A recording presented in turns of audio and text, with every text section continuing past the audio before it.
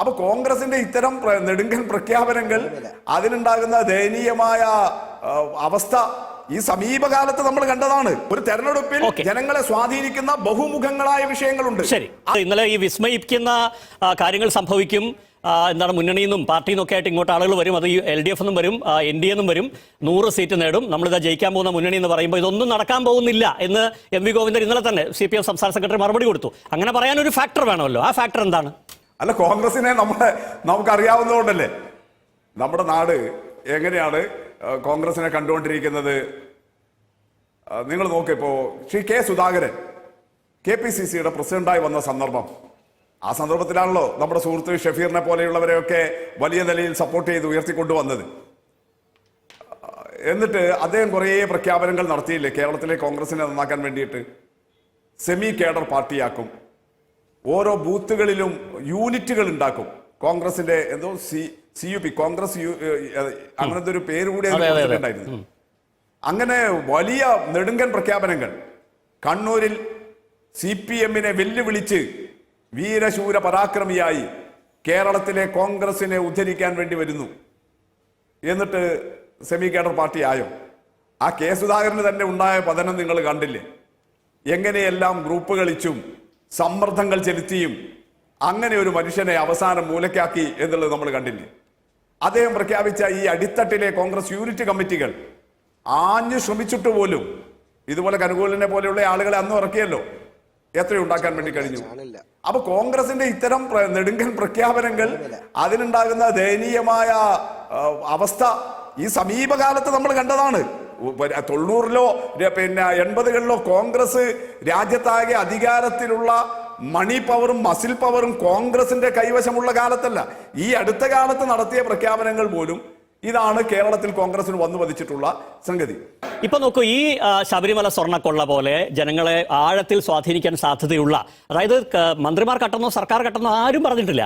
ഇന്നലെ ഇപ്പോൾ നേരത്തെ ശ്രീ ഷഫീർ ചോദിച്ചു, എന്താണ് ദൈവങ്ങളെയും വെറുതെ വിട്ടില്ലോ, ഒരു പരാമർശം സുപ്രീം കോടതി നടത്താണ് എന്ന് വെച്ചാൽ ജഡ്ജ്മെന്റ് അല്ല. പക്ഷേ ഈ നാടിനറിയാം, നിങ്ങൾ കാവലായി ഏൽപ്പിച്ച ആളുകളുടെ കാലത്ത് വലിയ കൊള്ള നടന്നത്. ഇപ്പൊ ഇന്ന് SIT വീണ്ടും പറയാം ഇതിലപ്പുറത്തുള്ള ഗൂഢാലോചനയൊക്കെ നടന്നിട്ടുണ്ടെന്ന്. നമുക്കറിയില്ല എന്തുമാത്രം ആഴത്തിലാണെന്ന്. ഇതൊക്കെ സംഭവിച്ചൊരു കാലഘട്ടത്തിന് ശേഷമാണ് ജനങ്ങൾ ഇലക്ഷനിലേക്ക് പോകുന്നത്. അപ്പൊ ഈ പറഞ്ഞ 6% വോട്ട് വ്യത്യാസം ഈ രണ്ട് മുന്നണികൾക്ക് തമ്മിൽ ഉണ്ടാകാൻ പര്യാപ്തമാകും വിധം കൊച്ചി കോർപ്പറേഷൻ നമുക്ക് നേരിട്ടറിയാവുന്ന ഒരു ഇടമാണ്. UDF വലിയ ആത്മവിശ്വാസം പ്രകടിച്ചിരുന്നെങ്കിൽ പോലും LDF നിലനിർത്തുമെന്ന് വിചാരിച്ചൊരു ഇടമാണ്. കാരണം കൊച്ചിയിൽ ചില മാറ്റങ്ങൾ ആ നഗര ഭരണസമിതി കൊണ്ടുവന്നിരുന്നു.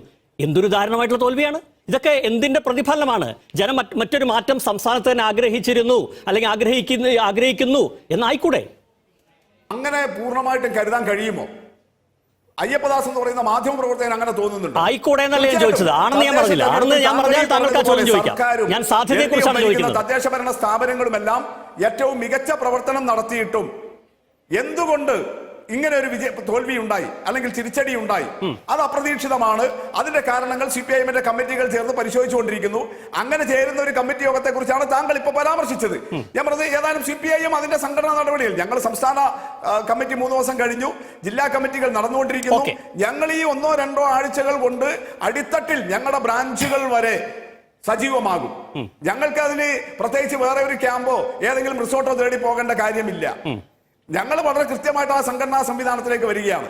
പക്ഷേ താങ്കൾ സൂചിപ്പിച്ചതുപോലെ ഇടതുപക്ഷം ആകെ ഒഴുകിപ്പോയി, ഒരു പ്രതീക്ഷയ്ക്കും വകയില്ല, ഇനി വലതുപക്ഷമേ ഉള്ളൂ എന്ന് കരുതാവുന്ന നിലയിലാണോ? അങ്ങനെയാണെങ്കിൽ 2024-ലെ ലോക്സഭാ തെരഞ്ഞെടുപ്പ് നിങ്ങൾക്ക് പ്രതീക്ഷ ബാക്കിയുണ്ടെന്നുള്ളതാണ് നിങ്ങൾ പറയുന്നത് അല്ലേ? ഞാൻ ചോദിക്കുന്നത് ജനം ഹാപ്പിയാണോ? ഇപ്പൊ നോക്കൂ, ഈ തദ്ദേശ ഇലക്ഷൻ തൊട്ട് മുമ്പാണ് നിങ്ങൾ പെൻഷൻ മുഴുവൻ കൊടുത്തു തീർത്തു.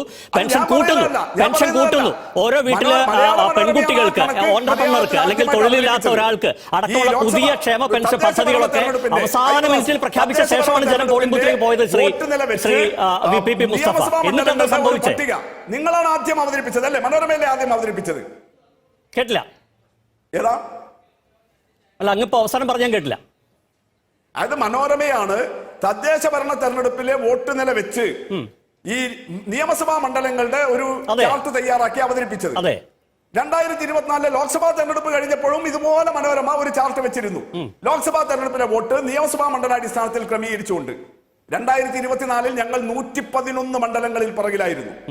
18 മണ്ഡലങ്ങളിൽ മാത്രമാണ് ഞങ്ങൾക്ക് ഉണ്ടായിരുന്നത്. അതിനെന്താണെന്നേ അത് ആ ട്രെൻഡ് സ്വാഭാവികമായിട്ട് ആൾക്ക് അറിയാൻ താല്പര്യം കാണും. തദ്ദേശത്തിൽ ഈ 1000-ഓളം പഞ്ചായത്ത്, ഇത്രയും നഗരസഭ, മുനിസിപ്പാലിറ്റി എന്നൊക്കെ പറയുമ്പോൾ ഇത് മണ്ഡലാടിസ്ഥാനത്തിൽ എടുത്താൽ എങ്ങനെ ആ മൂഡ് ഓഫ് ദി സ്റ്റേറ്റ് അറിയാനുള്ള താല്പര്യം കാണും. അതാണ് പത്രം ചെയ്തത്, അതാണ് മലയാള മനോരമ ചെയ്തത്.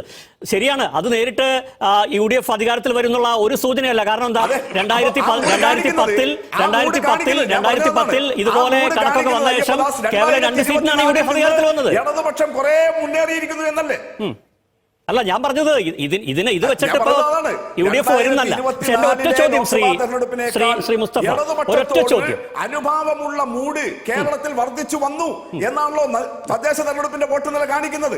LDF അനുകൂലമാണ് തദ്ദേശ വോട്ട് എന്ന് പറഞ്ഞാൽ അത് യോജിക്കാൻ പറ്റില്ല. ഒരൊറ്റ കാര്യമുള്ളൂ, ഈ സർക്കാരിൽ ജനം ഹാപ്പിയാണോ എന്നൊരു വിലയിരുത്തൽ ഈ ഘട്ടത്തിൽ CPM നടന്നുള്ളൂ. ശ്രീ മുസ്തഫ, ഒറ്റ കാര്യം നോക്കൂ, പെൻഷൻ കൊടുക്കുന്നു, പെൻഷൻ കൂട്ടുന്നു, ഇതുവരെ ഇല്ലാത്ത പുതിയ നൂതന പെൻഷൻ പദ്ധതികൾ ആവിഷ്കരിക്കുന്നു. ഇതെല്ലാം കേട്ട് ഉൾക്കൊണ്ട ജനമാണ് പോളിംഗ് ബൂത്തിലേക്ക് പോയിട്ട് ഈ നഗരസഭകൾ, മുനിസിപ്പാലിറ്റികൾ, കോർപ്പറേഷനിൽ നടക്കം CPM ഭരണസമിതികളെ തുരത്തിയതെന്ന് ഓർക്കുക. ഇതെന്തിന്റെ റിഫ്ലക്ഷനാണ്?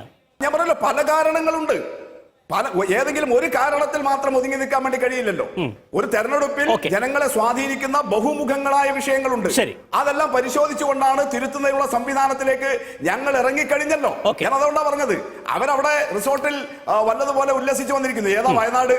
ആ വയനാട്ടിലാണ് വിജയനും മകനും ആത്മഹത്യ ചെയ്തത്. കേരളത്തിൽ സംസ്ഥാന സർക്കാരിന് ടാക്സ് കൊടുക്കുന്ന ഒരു സ്ഥാപനമാണ് സാർ റിസോർട്ട് എന്ന് പറഞ്ഞാൽ. അവരവിടെ പോയതിൽ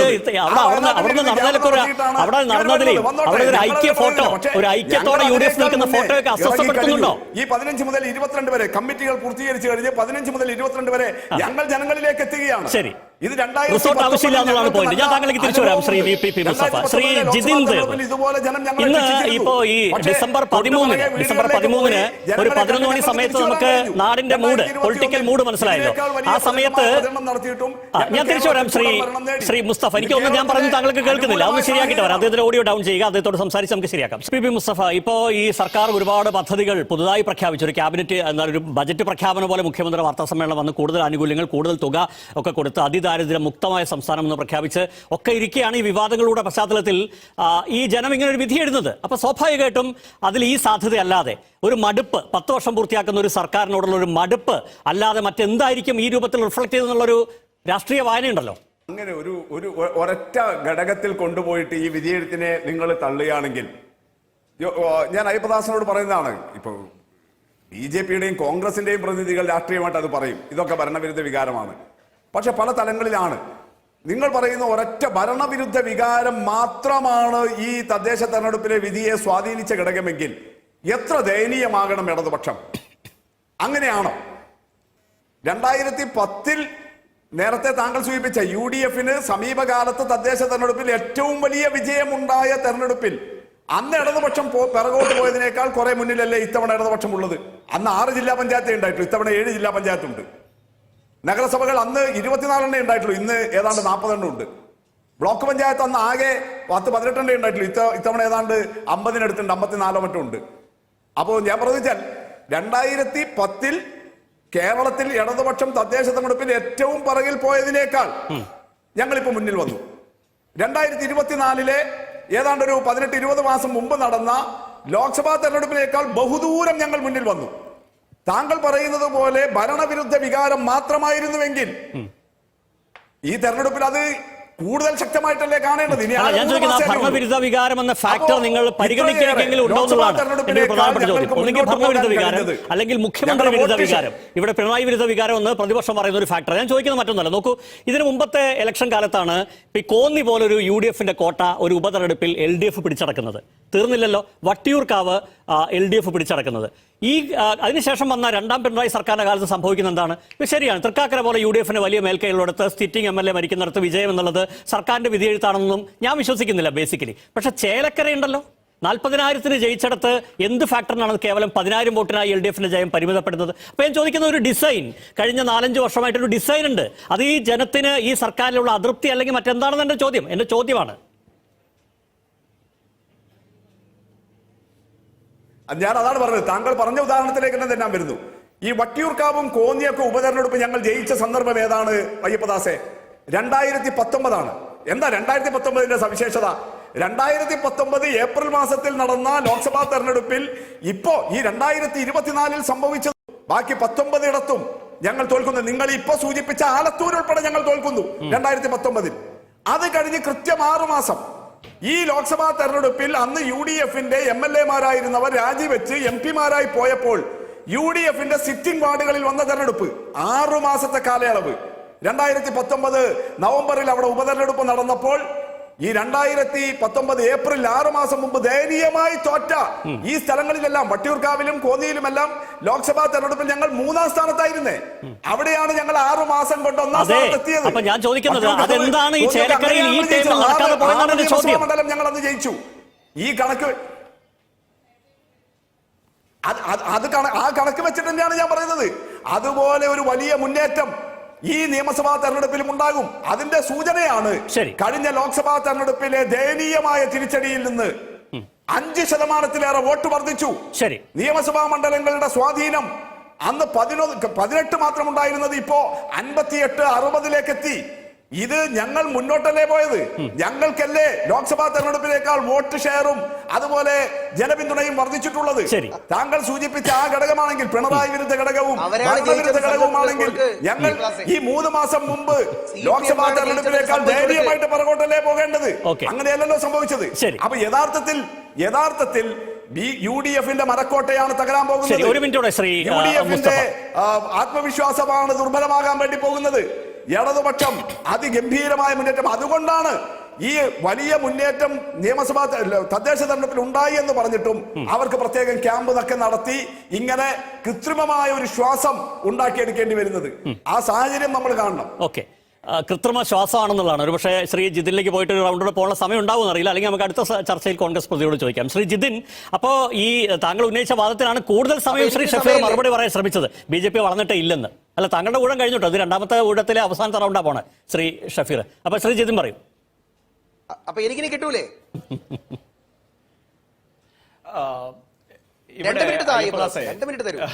ഷഫീർ എന്തായാലും ശ്രീലേഖ മാഡത്തിന്റെ കണ്ണീരാണല്ലോ. ആ ഷഫീറിനോട് ഒന്ന് പറയണം അയ്യപ്പദാസെ, വല്ലപ്പോഴും പോയി ആ കൊച്ചി പോയി ആ ദീപ്തി മേരി വർഗീസിന്റെ കണ്ണീരോട് നോപ്പം. നാണോ മാനോ ഇല്ലല്ലോ. ശ്രീലേഖ മാഡം തന്നെ പറഞ്ഞിട്ടുണ്ട് 1.5 വർഷമായുള്ളൂ ഞാൻ പാർട്ടി വന്നിട്ടുള്ള കാര്യം എന്നുള്ളത്. ദീപ്തി മേരി വർഗീസിന് നിങ്ങൾ എന്താ കൊടുക്കാൻ? അവിടെയാണ് പ്രശ്നം. ഞാൻ നേരത്തെ പറഞ്ഞ KM ഷാജിയുടെ മതമാണ് പ്രശ്നം. എന്തേ ലാലി വിൻസെന്റിന് പറയേണ്ടി വന്നു? പെട്ടി കൊടുത്തെങ്കിൽ, കാശ് നിറച്ച പെട്ടി കൊടുത്തെങ്കിൽ മാത്രമേ കോർപ്പറേഷൻ മേയർ ആവുന്നത് സാധിക്കത്തുള്ളൂ. ഇങ്ങനെ ഒന്നും BJP ഷഫീറെ. അപ്പൊ പിന്നെ നിങ്ങളുടെ രണ്ടാമത്തെ വിഷയം എന്താണ്? ഞാൻ മുസ്ലിം ലീഗിനെ മാത്രമേ പറഞ്ഞോളൂ. ജമാഅത്ത് ഇസ്ലാമി നിങ്ങളുടെ സഖ്യമാണെന്നേ. വെൽഫെയർ പാർട്ടി നിങ്ങളുടെ സ്വന്തമാ. PMSV എന്ന് പറയുന്ന നിങ്ങൾ ഭരിക്കുന്ന സംസ്ഥാനങ്ങളിലെല്ലാം ഒപ്പിട്ടതിന് ശേഷം PMSVയെ നിങ്ങൾ ഈ പറഞ്ഞ മുസ്ലിം സംഘടനകൾക്ക് വേണ്ടിയിട്ട് കേരളത്തിൽ എതിർത്തപ്പോഴേ നിങ്ങളുടെ വിധി എഴുതാൻ ജനം തീരുമാനിച്ചിട്ടുണ്ട്. അതുകൊണ്ട് തദ്ദേശ തെരഞ്ഞെടുപ്പിൽ പഞ്ചായത്ത് കിട്ടിയ മേന്മയുമായിട്ട് നിങ്ങൾ എന്താണ് കനകലൂന്റെ മാന്ത്രിക വടിയൊക്കെ ആയിട്ട് 100 പിടിക്കുമെന്ന് വന്നു കഴിഞ്ഞാൽ കേരളത്തിന്റെ പൊതുസമൂഹം നിങ്ങൾക്ക് അതിനുള്ള ഉത്തരം തരും. നിങ്ങൾ അധികാരമൊന്നും കാത്തിരിക്കേണ്ട. എന്തായാലും മാധ്യമ വാർത്ത ശരിയാണെങ്കിൽ ഏപ്രിലൊക്കെ തെരഞ്ഞെടുപ്പ് നടക്കും. അപ്പൊ റിസൾട്ട് വളരെ വൈകാതെ തന്നെ നമുക്ക് അറിയാൻ പറ്റും. അതുകൊണ്ട് ഷഫീറെ, BJP-കാരുടെ കണ്ണീരൊപ്പം നടക്കുന്ന സമയത്ത് സ്വന്തം കൂടപ്പുറപ്പിന്റെ, സ്വന്തം സഹപ്രവർത്തകയുടെ കണ്ണീരും കൂടെ കാണാനുള്ള ഒരു സാമാന്യ മര്യാദ കാണിക്കാനുള്ള ശ്രമവും കൂടെ നിങ്ങളുടെ ഭാഗത്തു നിന്ന് ഉണ്ടാകണം. നോക്കൂ അയ്യപ്പദാസ്, ഞാൻ അവസാനിപ്പിക്കുന്നു. ഇവിടെ കോൺഗ്രസ് CPM-ന് ബദലല്ല എന്ന് ജനങ്ങൾക്ക് കൃത്യമായ തിരിച്ചറിവുണ്ട്. അത് തന്നെയാണ് ഞാൻ നേരത്തെ സൂചിപ്പിച്ചത്. തിരുവനന്തപുരം കോർപ്പറേഷനിൽ BJP-ക്ക്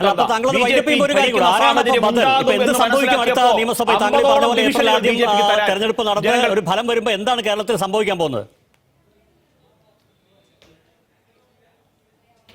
അയ്യപ്പദാസ്, ഞങ്ങൾ ഈ കേരളം ഭരിച്ചിരുന്നതായിട്ടുള്ള പാർട്ടിയൊന്നുമല്ലല്ലോ. ഞങ്ങൾ ഈ കേരളത്തിൽ എന്താ പറയുക, പിച്ച വെക്കാൻ തുടങ്ങുന്ന പാർട്ടിയല്ലേ. റിസൾട്ട് വരട്ടെ.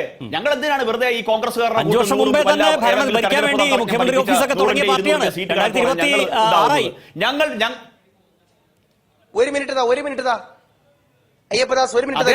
റിസൾട്ട് വരുമ്പോൾ നിങ്ങൾ കണ്ടോളൂ കേരളത്തിൽ എന്താ സംഭവിക്കാൻ പോകുന്നത്. ഒരു കാര്യം നിങ്ങൾ മനസ്സിലാക്കിക്കോളൂ അയ്യപ്പദാസ്,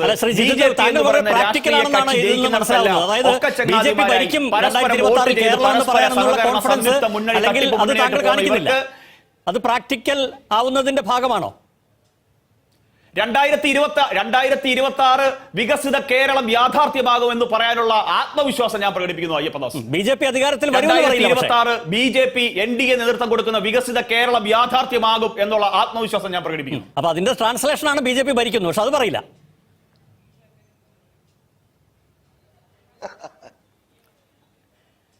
അംഗങ്ങൾ വായിച്ചോളൂ. എനിക്കൊരു എതിർപ്പില്ല, അങ്ങ് വായിച്ചോളൂ, അങ്ങനെ തന്നെയാണ് അത് വായിച്ചോളൂ. അങ്ങ് പറയണം. താങ്കൾ BJP-യുടെ വളർന്നു വരുന്ന നേതാവാണ്, BJP ഭരിക്കുന്നു പറയണം. അതെന്താ പറയാത്തെ? അങ്ങനെ തന്നെ വായിച്ചോളൂ, അത് തന്നെയാണ്.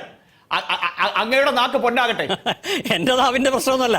ഇപ്പോ കെ സുരേന്ദ്രൻ, നിങ്ങളുടെ പഴയ പ്രസിഡന്റ്, 30 സീറ്റ് ഉണ്ടെങ്കിൽ 35 സീറ്റ് ഉണ്ടെങ്കിൽ സർക്കാർ ഉണ്ടാക്കുന്നു പറഞ്ഞ ഒരു ഇലക്ഷൻ കഴിഞ്ഞ് 5 വർഷം കഴിഞ്ഞു. എന്നിട്ട് താങ്കൾക്ക് BJP-യുടെ ഒരു പ്രോമിസിംഗ് യങ് ലീഡർക്ക് ഈ BJP ഇതാ കേരളം ഈ വർഷം ഭരിക്കാൻ പോകുന്നു പറയാനുള്ള കോൺഫിഡൻസ് ഇല്ല.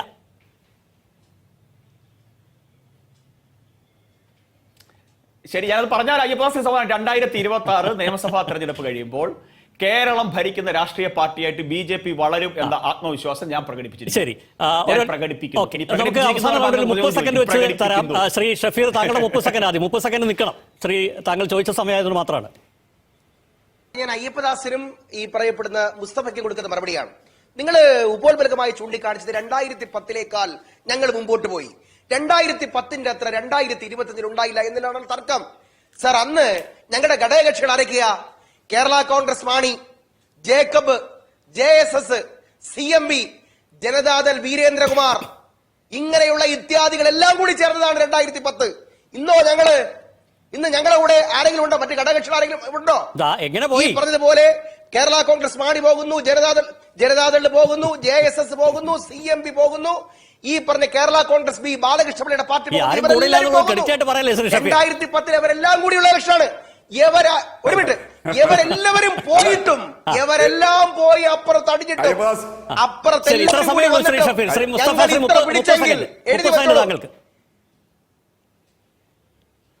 പാലാ മുനിസിപ്പാലിറ്റി ഉൾപ്പെടെ പിടിച്ചെടുത്തു ഞങ്ങള്. കൂടെ CMP ഒക്കെ പോയി എന്ന് പറയല്ല. അതുകൊണ്ട് ജോണിനെ ഞങ്ങൾ എങ്ങനെ സംരക്ഷിക്കുന്നത് കണ്ടോ? ഓരോ രീതിയിലാണ് രീതി മനസ്സിലാക്കാൻ കഴിയാതെ നിങ്ങൾ മനക്കോട്ട കെട്ടിയിരുന്നാൽ നിങ്ങൾ ഇങ്ങനെ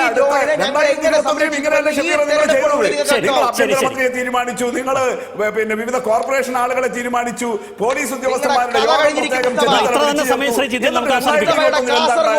അതുപോലെ തന്നെയായിരിക്കും 2026 സംഭവിക്കാൻ പോകുന്നത്.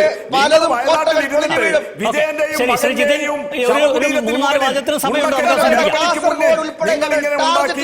ഈ മനക്കോട്ട പൊളിഞ്ഞ് പാളീസാകും എന്നുള്ളതാണ് 2026